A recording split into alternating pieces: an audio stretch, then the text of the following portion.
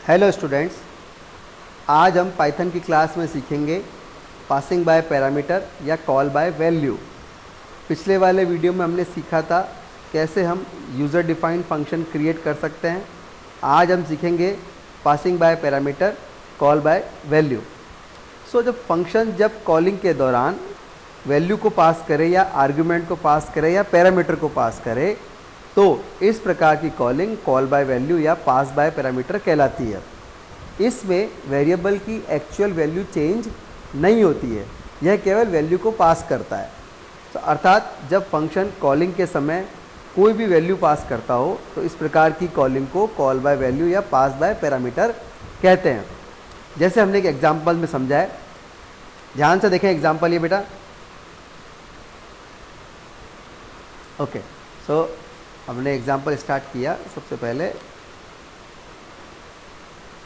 Okay, सो हमने एक function बनाया def ऐड a, b। ध्यान से देखें, यहाँ पर हमारे दो आर्ग्यूमेंट है a और b, तो इसीलिए हम इसको क्या बोलेंगे, कॉल बाय वैल्यू। तो ये आंसर निकाल रहा है print some is a plus b।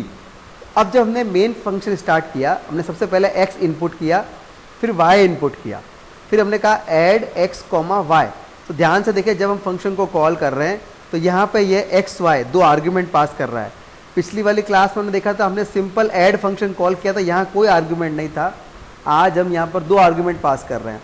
तो जब हम दो आर्ग्यूमेंट पास कर रहे हैं तो इस प्रकार की कॉलिंग कॉल बाय वैल्यू या पासिंग बाय पैरामीटर कहलाती है।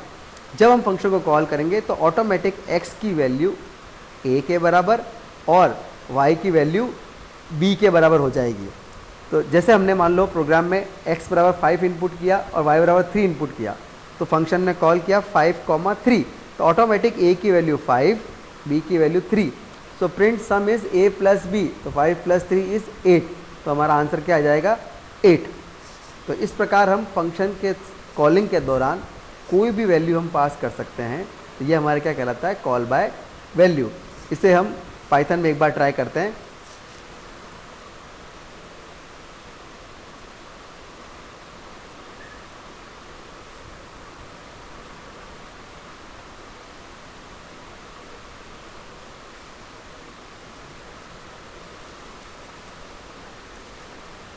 def ऐड, हमने कहा a, b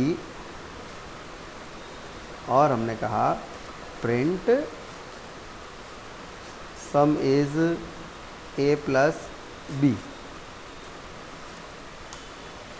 और हमने कहा x बराबर इंट इनपुट एंटर x और y बराबर इंट इनपुट एंटर y और हमने कहा ऐड x, y।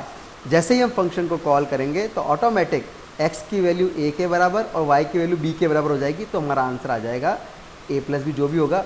तो इस प्रकार की कॉलिंग को जब फंक्शन कॉलिंग के दौरान कोई वैल्यू पास करता हो वह कहलाती है हमारी कॉल बाय वैल्यू। इसे हम सेव कर देते हैं B14 के नाम से।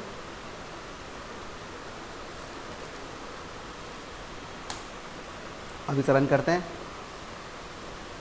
तो सबसे पहले इसने हमसे पूछी x की वैल्यू, मान लो का 5, y की वैल्यू 3। तो हमारा आंसर आ गया, देखो सम इज 8, अर्थात जो भी हमने वैल्यू पास की उसका एडिशन। तो इस प्रकार से हम फंक्शन के द्वारा कोई भी वैल्यू या आर्गुमेंट या वेरिएबल पास कर सकते हैं। यहाँ पर हमें ये सीखना होगा, हमारे दो डेफिनेशन है जो कि बहुत ही इंपॉर्टेंट है एग्ज़ाम में। हमारे सबसे पहले डेफिनेशन है एक्चुअल आर्ग्यूमेंट। सो क्या होते हैं एक्चुअल आर्ग्यूमेंट? वेरिएबल जो फंक्शन कॉलिंग पार्ट में डिक्लेयर है वह एक्चुअल आर्ग्यूमेंट कहलाते हैं। अब ध्यान से देखो, जहाँ हम फंक्शन कॉल कहाँ कर रहे हैं, हम फंक्शन कॉल कर रहे हैं, तो इसके अंदर हमने लिखा है दो वेरिएबल x और y। तो यह x और y हमारे क्या कहलाएंगे, एक्चुअल आर्ग्यूमेंट।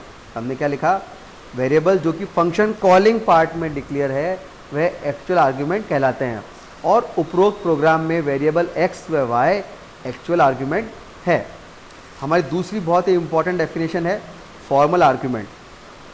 वेरिएबल जो कि फंक्शन डेफिनेशन पार्ट में डिक्लेयर है वह फॉर्मल आर्ग्यूमेंट कहलाते हैं। जैसे ही हम फंक्शन को कॉल करते हैं एक्चुअल आर्ग्यूमेंट की वैल्यू फॉर्मल आर्ग्यूमेंट में कॉपी हो जाती है। अर्थात वेरिएबल जो फंक्शन डेफिनेशन पार्ट में डिक्लेयर है वह फॉर्मल आर्ग्यूमेंट कहलाते हैं।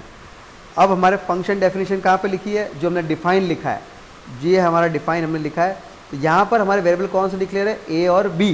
तो ये ए और बी जो हैं ये हमारे फॉर्मल आर्ग्यूमेंट कहलाएंगे, अर्थात कॉपी हो जाती है। उपरोक्त प्रोग्राम में हम वेरिएबल ए व बी फॉर्मल आर्ग्यूमेंट है।